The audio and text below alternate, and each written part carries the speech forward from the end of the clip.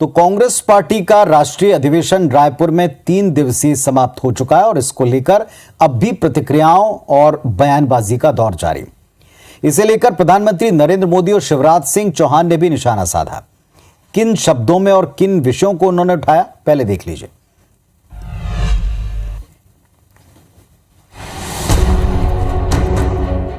छत्तीसगढ़ की राजधानी रायपुर में कांग्रेस का राष्ट्रीय अधिवेशन हुआ जो 3 दिनों तक चला और अब कांग्रेस के अधिवेशन पर राजनीति भी शुरू हो गई है। बीजेपी इस राष्ट्रीय अधिवेशन को लेकर कांग्रेस पर हमलावर है।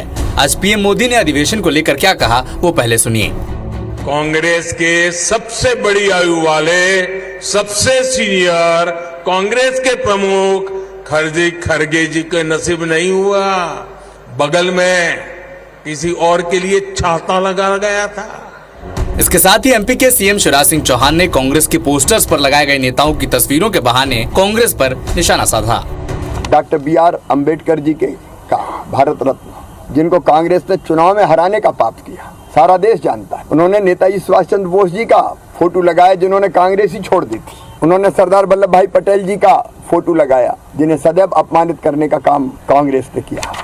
कुल मिलाकर कहा जा सकता है कि भारत जोड़ो यात्रा के बाद कांग्रेस का राष्ट्रीय अधिवेशन बीजेपी के लिहाज से तकलीफदेह साबित हुआ। कम से कम बीजेपी नेताओं के बयान से तो यही लगता है। तो कांग्रेस के राष्ट्रीय अधिवेशन पर अब भारतीय जनता पार्टी के तमाम दिग्गज नेता निशाना साध रहे हैं। अधिवेशन का महत्व इसी बात से समझा जा सकता है कि देश के प्रधानमंत्री को अधिवेशन को लेकर इस तरह सार्वजनिक मंच पर टिप्पणी करनी पड़ी। सवाल ये पैदा होता है कि आखिर कांग्रेस के कार्यक्रम से भारतीय जनता पार्टी क्या बेचैन है?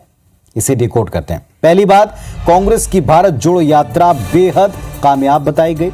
कांग्रेस के इस देशव्यापी अभियान से कांग्रेस कार्यकर्ताओं और नेताओं में एकजुटता और उत्साह का संचार हुआ।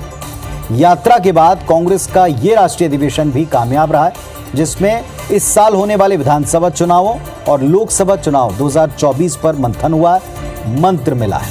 इसके अलावा यात्रा के बाद राहुल गांधी का कॉन्फिडेंस काफी बढ़ा हुआ नजर आ रहा है।